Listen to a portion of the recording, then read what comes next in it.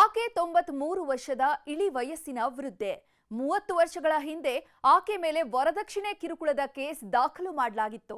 24 ವರ್ಷಗಳ ನಂತರ ಶಿಕ್ಷೆಯನ್ನು ವಿಧಿಸಲಾಗಿತ್ತು. ಅದೇ ಅಜ್ಜಿ ಈಗ ಜೈಲಲ್ಲಿರೋ ಸ್ಥಿತಿ ನೋಡಿದ್ರೆ ಕಣ್ಣೀರು ಬರುತ್ತೆ.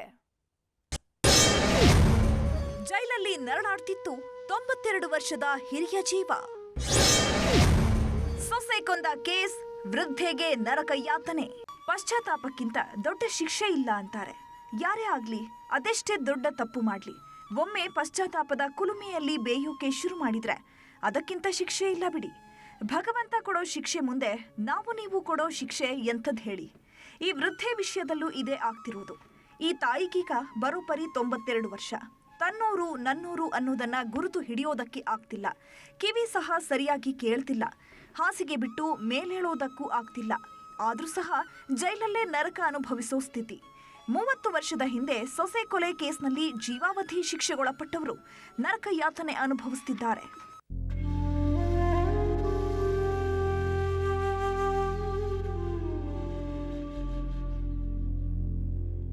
ಇವರ ಹೆಸರು ನಾಗಮ್ಮ ಅಂತ.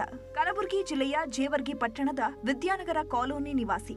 1994ರಲ್ಲಿ ಇವರ ಮಗ ಶ್ರೀಶೈಲ ಅನ್ನೋರಿಗೆ ಶ್ರೀದೇವಿ ಅನ್ನೋ ಹೆಣ್ಣು ತಂದು ಮದುವೆ ಮಾಡಿದ್ರು.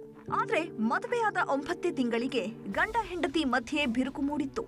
ಒಂದಲ್ಲ ಒಂದು ವಿಷಯಕ್ಕೆ ನಿತ್ಯ ಗಲಾಟೆ ಮಾಡಿಕೊಳ್ತಾ ಇದ್ರು. ಹೀಗೆ ಒಂದು ದಿನ ಗಂಡ ಮತ್ತು ಅತ್ತೆ ಇಲ್ಲದ ಸಮಯದಲ್ಲಿ ಶ್ರೀದೇವಿ ಮನೆಯಲ್ಲೇ ಆತ್ಮಹತ್ಯೆಯನ್ನ ಮಾಡ್ಕೊಂಡಿದ್ರು. ಆಗ ಹೆಣ್ಣು ಹೆತ್ತವರು ನಮ್ಮ ಮಗಳ ಸಾವಿಗೆ ನಾಗಮ್ಮನೇ ಕಾರಣ ಅಂತ ಕೇಸ್ ದಾಖಲಿಸಿದ್ರು. ವಿಚಾರಣೆ ನಡೆಸಿದ ಕಲಬುರಗಿ ನ್ಯಾಯಾಲಯ ಜೀವಾವಧಿ ಶಿಕ್ಷೆಯ ಆದೇಶ ನೀಡಿತ್ತು. ನಮ್ಮ ತಾಯಾರಿಗೆ ನಮ್ಮ ಅಣ್ಣನ ಹೆಂಡತಿ ಸರಿ ಹೋಗಿದ್ರಿ. ಅವ್ರ ಸಲುವಾಗಿ ಒಯ್ದು ಕೇಸ್ ಆಗಿ ಮಾಡಿದಾರೆ. ಅವರು 28 ವರ್ಷ ಆಗಿರ್ಬೇಕ್ರಿ. ಅವಾಗ ಒಂದು 2 ದಿವಸ ಮೊದಲ ಒಳಗೆ ಹಾಕಿದ್ರಿ. ಒಂದೇ 2 ತಿಂಗಳು 3 ತಿಂಗಳು ಇದ್ದು 2 ಸಲ ಹೋಗಿದ್ರಿ ಒಳಗಡೆ.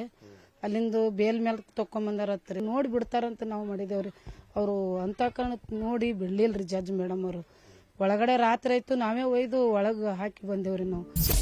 1-2 ವರ್ಷ ಜೈಲುವಾಸ ಅನುಭವಿಸಿ ಬಂದಿದ್ದ ನಾಗಮ್ಮ ಕೂಲಿ ನಾಲಿ ಮಾಡಿಕೊಂಡು ಜೀವನ ನಡೆಸ್ತಾ ಇದ್ರು.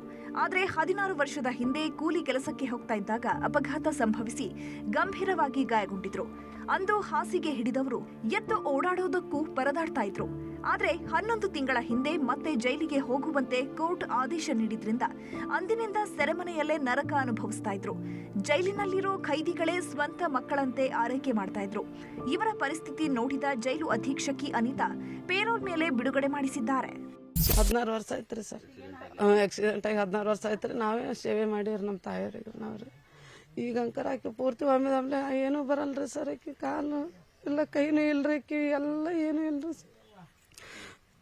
ಏನೇನು ಮಾಡಿ ನಮ್ಮ ತಾಯಿ ನಮಗೆ ಬೇಕ್ರಿ ಸರ್. ಏನಕ್ಕೆಲ್ಲಕ್ಕ ಮನೆ ತಲೆ ಕೊಡಿ ಸಾಯ್ಬೇಕಂತ ಅದು ಒಂದು. ಈಗ ಮನೆ ಅಂಕರ್ ಜಡ್ಜ್ಮೆಂಟ್ನಿಂದ 1 ತಿಂಗಳು ತನಕ ಬಿಟ್ಟಾರಿ. ಈಗ ರೀ ಪೇರೋಲ್ ಮೇಲೆ ಕೊಟ್ಟಾರಿ ಸರ್. ಸದ್ಯಕ್ಕೇನೋ ಪೇರೋಲ್ ಮೇಲೆ ಹೊರಬಂದಿದ್ದಾರೆ. ಇದು ಮುಗಿತಾ ಇದ್ದಂತೆ ಮತ್ತೆ ಜೈಲಿಗೆ ಹೋಗ್ಬೇಕು. ಒಟ್ನಲ್ಲಿ ಮಕ್ಕಳು ಮೊಮ್ಮಕ್ಕಳ ಜೊತೆ ಆಟ ಆಡ್ಕೊಂಡಿರಬೇಕಿದ್ದ ಜೀವ ಜೈಲಲ್ಲಿ ನರಳಾಡ್ತಾ ಇರೋದು ಮಾತ್ರ ದುರಂತ. ಅರುಣ್ ಕುಮಾರ್ ಕದಂ, ನ್ಯೂಸ್ 18, ಕಲಬುರಗಿ.